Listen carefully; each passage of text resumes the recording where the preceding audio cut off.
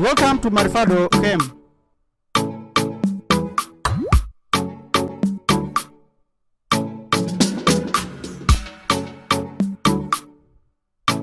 The key to life. Our title is one of our temples, straight right. As one of the temples we find in Khem. Our ancestors built this. All this was done by our ancestors. All that, and the shapes here is quite clear. Amazing how our ancestors thought, and fantastic how our ancestors worked. Again, this is a part of our heritage. Look at that. You see, these are black people, indigenous black people, and this is the writing at the bottom there. At the bottom there, this is the writing, right? See, that's when you say the Bible written in stone, this is our Bible. The people that wrote this originally were writing stories and myths that are now repeated in the Bible and interpreted, and new names given by the Greeks.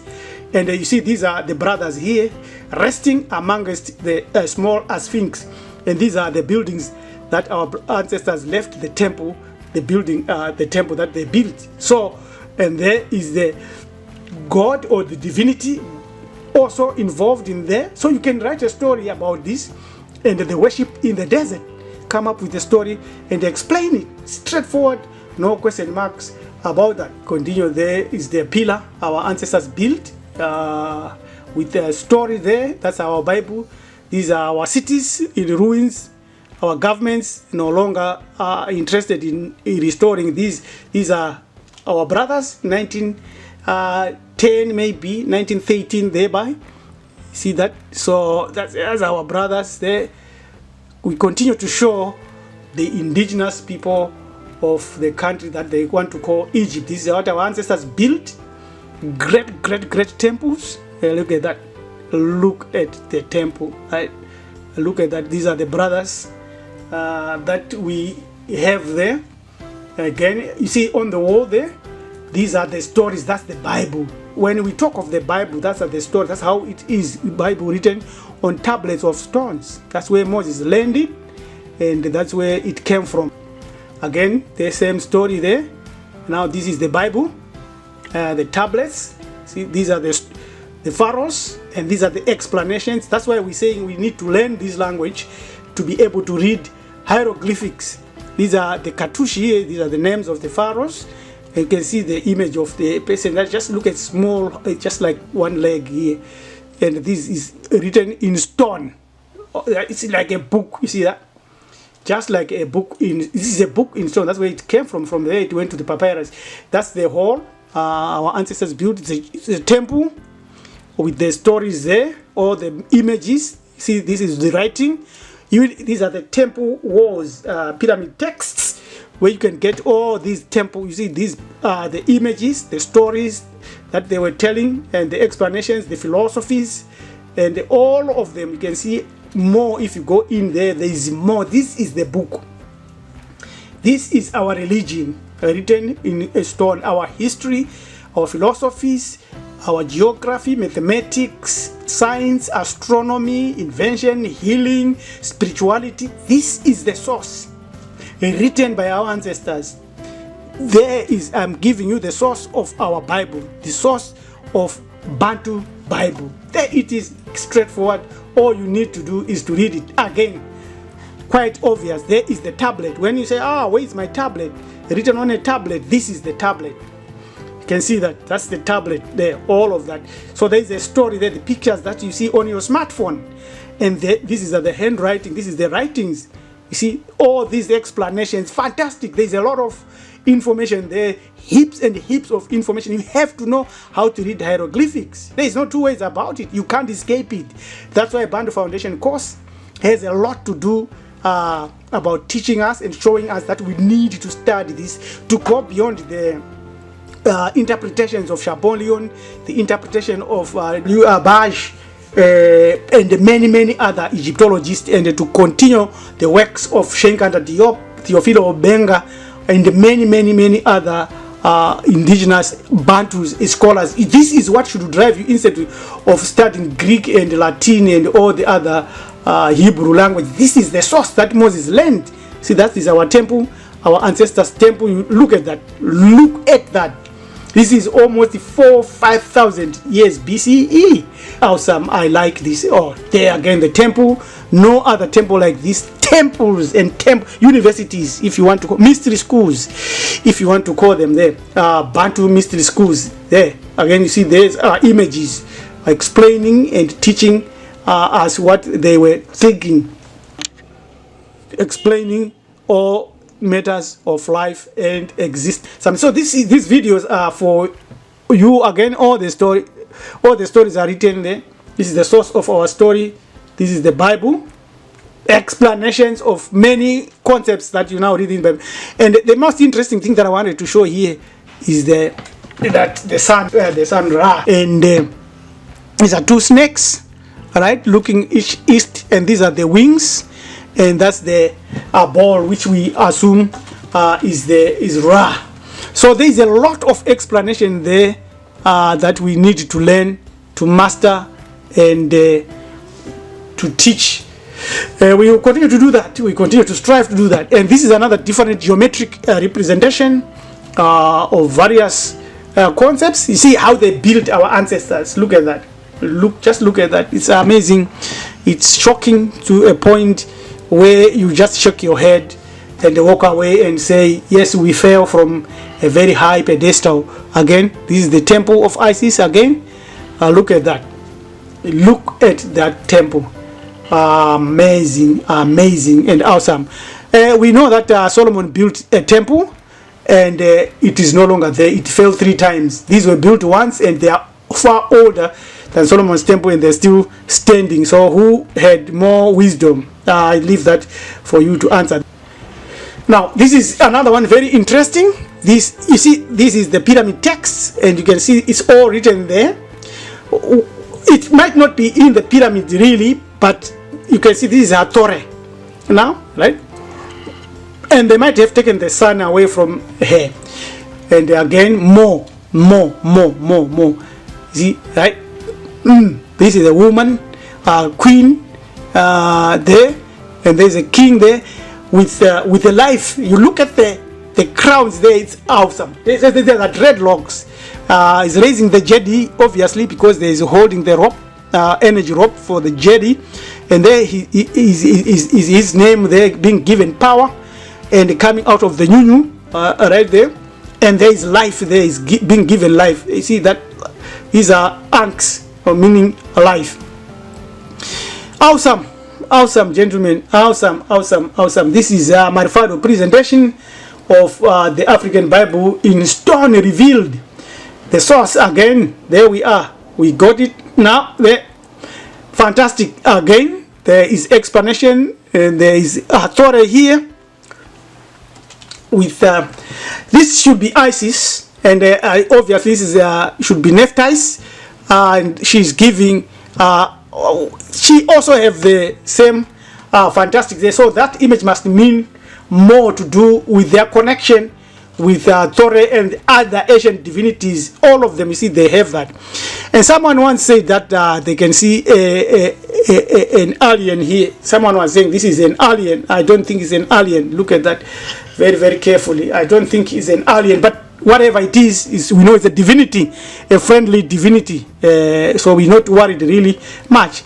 And there's the temple, and there are the doorways. There are the doorways with all the structures written and all the language written, and we know this is a pharaoh because of his crown, and we need to read all that. All we know is this is demon capture, and this is the Jedi, this is the devil capture, and this is life, and the Ankh is, it's awesome. There's a lot there we can learn and master. So we continue with our explanation and exposure of what our ancestors left for us, and for those that are following, they will be in again now, and all the warnings they gave us. That is our Bible. There is our Bible, the African Bible written in stone. The source of all the Bibles in the New Testament and the Torah. There it is. There I've shown you now. I showed you everything there. That's our Bible. We need to be able to read that. That's our Bible there. Written in stone. That's our story. A lot of it has not been deciphered.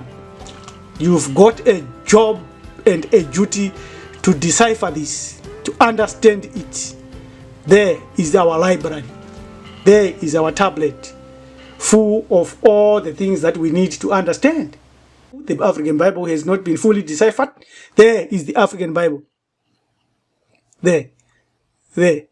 All these are our stories. The African history, African geometry, explanation of philosophies, explanation of our source, where we are going, where we are coming from, what happened, who were our kings, what did they do, what should we do today. It's written all there.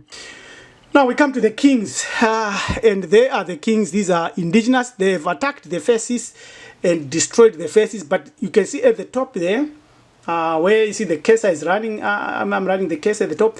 This is the Bible. These are our sources, religious sources that were built by our ancestors and written by our ancestors. No two ways about that. Again, there is the story there. This is our king, or so-called pharaoh at the top left corner, and the stories are all written and illustrated in these images. It's deep and it's very, very interesting for worship. Again, there is our buildings there. See, all these are the Bible written in stone, the African Bible written in stone. This is the proof, and I've shown you, I've taken this journey to walk with you, to show you that when we talk about the Bible, it's not the Bible that you are holding in the hands. That's a secondary book. That one maybe 4th, 5th generation. The indigenous one is the one I'm showing you, the original one there, written on the stones there, and you can see that our ancestors left us a track record and proof of what they thought, and the revelations they received, and the philosophies they taught. There again is our hall.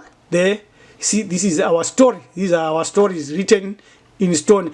I know this is Anubis. This is the Ankh. He's being given life. This is Horesu. I know this is Jahuti. They're explaining and giving the pharaoh power, holding his hands and giving him life. And Anubis taking care of him. And all this in cartouches here. These are the names of the pharaohs. Ramasase. This is Ramasase. I can see from his name there. And it is quite interesting that Horesu is wearing this hat, which is the hat for the whole of Africa from south to north. And these are the languages, and this all we have to learn to read that. And these are the thrones of the divinities. And it's more likely that Ramasase here is being shown some other stuff. And there is the man, Jgahute, so-called Tot, and is dealing with other phenomenon there, with the sound phenomenon. Right? I wish I can put it here so you can really see it. Okay, sound phenomenon. And again, carrying his name, carrying life. This is a whole text full of meaning. This is our Bible. This is really our Bible, and we need to be able to read this and understand this. And these are the pillars, again, where our stories and Bibles are written. This is where we have the source of our philosophy. When we talk of the Annunciation, I'm just saying this, the Annunciation, which has been copied and given to Jesus Christ, that he was going to be born, and Immaculate Conception. There is the story there. There is the story. I hope you see it. That's Isisu when she's carrying that's Isisu when she's carrying the son like that. And you see this is Horesu there, and you see this is Nephthys announcing the birth of Horesu. And these squares here at the top there, that's where the story that you read in the New Testament is explained. This is the source of the New Testament Immaculate Conception of Jesus. There is the proof that I am showing you. This is the story, and you can see that one is a Hathore. That's a Hathore there, and there at the top, that's the story. This small square, all that, this is the whole New Testament, right? I'll do that. This is the New Testament. If you ask me the source of the New Testament, there it is, all that. That's what I'm showing you. I'm not speculating. This is the Immaculate Conception part of Horesu. I've seen some people on YouTube and Facebook saying, no, Horesu Manua. This is the story there. What do you mean? This is exactly the story. You see the 4 squares there, as I've said already, explains the Immaculate Conception. This is the story they found in ancient Kemet. I've just given you proof. There's no other proof you can have. All the preachers, all the prophets, all the apostles teaching you about Jesus today, from Gino Jennings to Chiwenga, Kandiwa, and everybody, this is your story that you are trying to explain. But unfortunately, when you're explaining it, you are explaining it in the Roman Catholic way. In the Roman Catholic, so you start with Jesus, end with Jesus and the Virgin Conception, and forget the story, the source of the story. That's awesome. This should be something that we tell them, written in stone by our ancestors for our benefit and for posterity.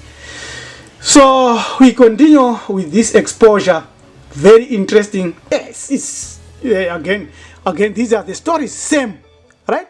This is the other story of the Immaculate Conception. And the explanations are plain there. You can see there. These are the divinities that I showed you on that. But this one is more expansive.